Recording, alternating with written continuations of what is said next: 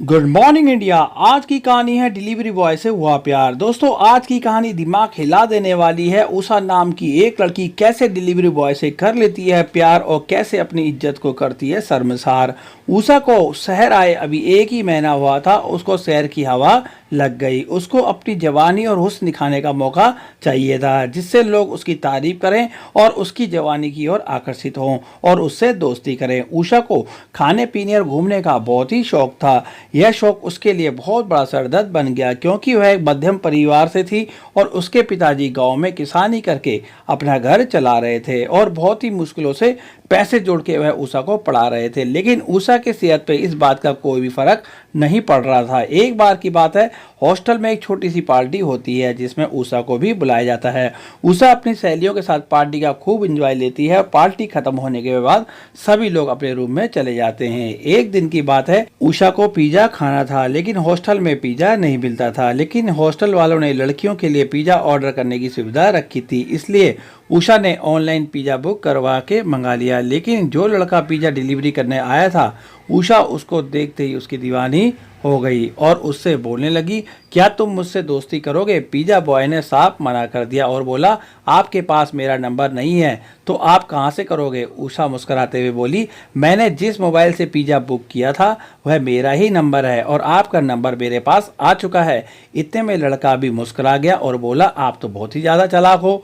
इतने में उषा बोली, अगर चालाक ना होती तो आपसे कैसे बात करती? पिज्जा बॉय भी उषा की बातों से प्रभावित हो गया और दोस्ती के लिए हाँ कर दिया। अब धीरे धीरे यह लोग पिज्जा बुकिंग के नाम से मिलने लगे, हर दूसरे दिन हॉस्टल के गेट पर, और रातों को मोबाइल पे घंटों बातें करते। हॉस्टल का एक नियम था, वह हर संडे लड़कियों को बाहर घूमने का मौका देते थे, जिससे वह उनका माइंड फ्रेश रहे और अपनी ज़रूरत की चीज़ें मार्केट से ला सकें जो उनको हॉस्टल में नहीं मिलती थी। क्योंकि हॉस्टल में लड़कियां एक ही जगह रह के उनकी मानसिक स्थिति में नेगेटिव असर पड़ता है। उषा ने संडे का फायदा उठाकर उस लड़के को मिलने के लिए बोला। अगले संडे वह लड़का उसे हॉस्टल के बाहर लेने आ जाता है और इस बार लड़का बहुत ही हैंडसम बन के आया था और साथ में स्पोर्ट्स बाइक से उषा को लेने आया था।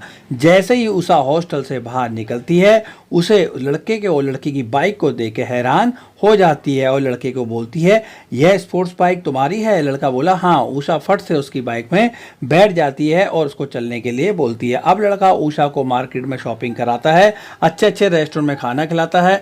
लड़का उषा से पूछता है, आज तुम्हें कैसा लगा? उषा मुस्कुराते हुए बोली, आज तो मजा आ गया। इतने में उषा के अंदर की हवस वाली उषा जाग गई और लड़के को बोली, तुम कहाँ रहते हो? लड़का बोला, मैं पास वाले एरिया में ही फ्लैट में रहता हूँ। उषा बोली, वह तुम्हारा अपना फ्लैट है? लड़का बोला, हाँ, वह मेरा अपना फ्लैट है। मैंने पिज्जा डिलीवरी के काम से ही अपना फ्लैट बनाया है। इतने में उषा बोली, क्या तुम मुझे अपना फ्लैट दिखा सकते हो? लड़का मुस्कुराते बोला, क्यों नहीं, वह मेरे अलावा वहाँ कौन रहता है?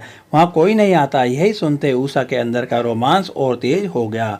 वह बोली, चलो जल्दी से मुझे लेके चलो। लड़के ने उसे बाइक में बिठाया और सीधा अपने फ्लैट पे ले गया। उषा उसका फ्लैट देख के हैरान हो गई, क्योंकि डिलीवरी बॉय ने अपने फ्लैट में हर आधुनिक सुविधा लगा रखी थी, जिसको देख के उषा उसकी दीवानी हो गई। लड़का छूटते ही बोला, तुमको मेरा फ्लैट कैसा लगा? उषा बोली, ये तो बहुत ही जबरदस्त है। इतने में उषा बोली, तुम्हारा वॉशरूम किधर है? लड़के ने इशारा किया, आप इस कमरे से दाईं तरफ मुड़ जाओ, वहीं पे वॉशरूम है। अब उषा को वॉशरूम में गए हुए 10 मिनट हो चुके थे, लेकिन वह बाहर नहीं आई। लड़के ने वॉशरूम के बाहर जाके आवाज मारी, आप क्या कर रहे हो? इतना टाइम कैसे लग रहा है वॉशरूम में? इतने में उषा के अंदर से आवाज आई कि मैं आ रही हूँ, तुम अपने रूम में जाओ। लड़का अपने रूम में आ गया। थोड़ी देर में उषा वॉशरूम से लाल कलर की बरा और पैंटी में वॉशरूम से सीधा लड़के के रूम में आ जाती है। लड़का यह देख के हैरान हो जाता है और बोला, ये सब क्या है? उषा बोली, अब तुम और हम एक अच्छे दोस्त बन गए हैं, चलो रोमांस करते हैं। लड़का बोला, ये सब कुछ ठीक नहीं है,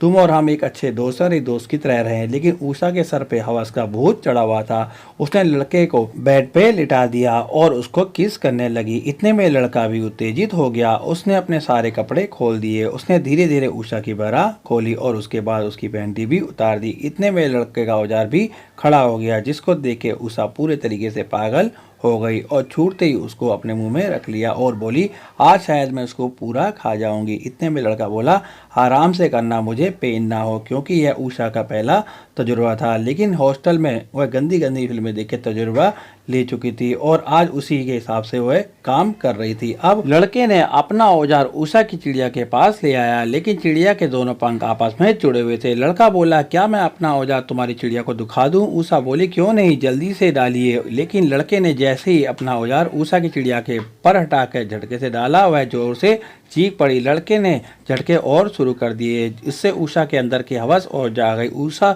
जोर जोर से बोलने लगी, करो करो, जल्दी करो, मेरी चिड़िया को तुमने उड़ाना सिखाना है और उसे उड़ाना सिखा दो। इतने में लड़के ने उषा को उल्टा किया और उसके पीछे के दोनों गुब्बारे दबाने लगा। उषा प्यार भरी आवाज में बोली, गुब्बारों को दबाओ मत, उसको पी के देखो। लड़के ने 2 बार पीना शुरू कर दिया और उषा उत्तेजित हो गई। अब यह सिलसिला अगले 35 मिनट तक चलता रहा। इसके बाद दोनों शांत हो गए और आराम से लेट गए। थोड़ी देर में लड़का बोला, आपको कैसा लगा? उषा बोली, मुझे तो आपका प्यार बहुत ही अच्छा लगा और आपका औजार भी बहुत ही पसंद आया। तभी उषा की नज़र दीवार पे लगी घड़ी पे चली जाती है और बोलती है, मैं लेट हो चुकी हूँ, मुझे हॉस्टल वापस छोड़ दो। दोनों ने फटाफट कपड़े पहने और लड़के ने उषा को हॉस्टल के बाहर छोड़ दिया और वहाँ से निकल गया। दोस्तों, हमें आज की कहानी से यह सीखने को मिलता है, अय्यासी और हवस की आग में हम अपनी जवानी और समय दोनों बर्बाद करते हैं, जो कभी लौट के वापस नहीं आते। अनचाहे रिश्ते संबंध आगे जाके बहुत बड़ी बीमारी और कलेश का कारण बनता है। इसलिए अपने आप पे संयम रखें और जहां आपके माता पिता तुम्हें विश्वास पे भेज रहे हैं, उनका मान रखें। दोस्तों, आज की कहानी आपको कैसी लगी? कमेंट सेक्शन के अंदर अपनी राय जरूर दें और साथ में कहानी को लाइक करें, चैनल को सब्सक्राइब करें, बेल आइकन को क्लिक करें, जिससे मेरा हौसला बढ़े और नेक्स्ट टाइम मैं आपके लिए और भी मनोरंजन और ज्ञानवर्धक कहानियां बना सकूं। आपका दिन शुभ रहे।